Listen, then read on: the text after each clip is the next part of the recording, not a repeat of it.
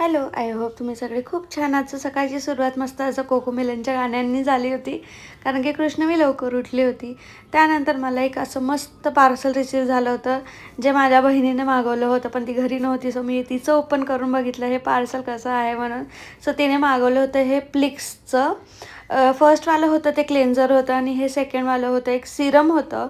मला पण ॲक्च्युली मागवायचं आहे, पण मी बघते आहे की हां हिचं ट्राय करून बघूया कसं आहे, काय आहे, त्याचं काही साईड इफेक्ट आहे की नाही आहे माझ्या फेसवर. मी पहिल्या आधी कधीच असं काही प्रोडक्ट जास्त लावलेले नाही मॉइश्चरायझरचा अलावा. सो मी ट्राय तर करून बघितलं, मला छान तर वाटलं, पण बघू नेक्स्ट टाईम आता काय त्याचा फरक पडतो ते. त्यानंतर मस्त सौरभ जोशीचे व्लॉग आम्ही बघून घेतले. आम्ही आता सकाळ झाले की मस्त सौरभ जोशीचे व्लॉग्स वगैरे बघून घेतो.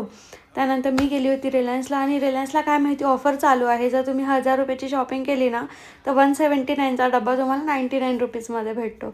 मला तर अशा गोष्टी अशा भेटल्या ना की मला खूप छान म्हणजे आवडतं की हां मस्त जास्त प्राईजवाल्या गोष्टी आपल्याला कमी प्राईजमध्ये भेटतात असं म्हणून. सो हे डब्बा वगैरे मी घेऊन आली होती. मग काय स्वयंपाकाची तयारी वगैरे करून झाली. छान असं पुलाव केला होता मी रात्री खायला.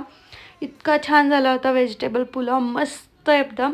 त्यानंतर कृष्णवीला जेवू वगैरे घालून दिलं, आणि मग रात्री मी आणि कृष्णाचे पप्पा बाहेर गेलो होतो वॉकसाठी. पण वॉक तर काही असं प्रॉपर होतच नाही.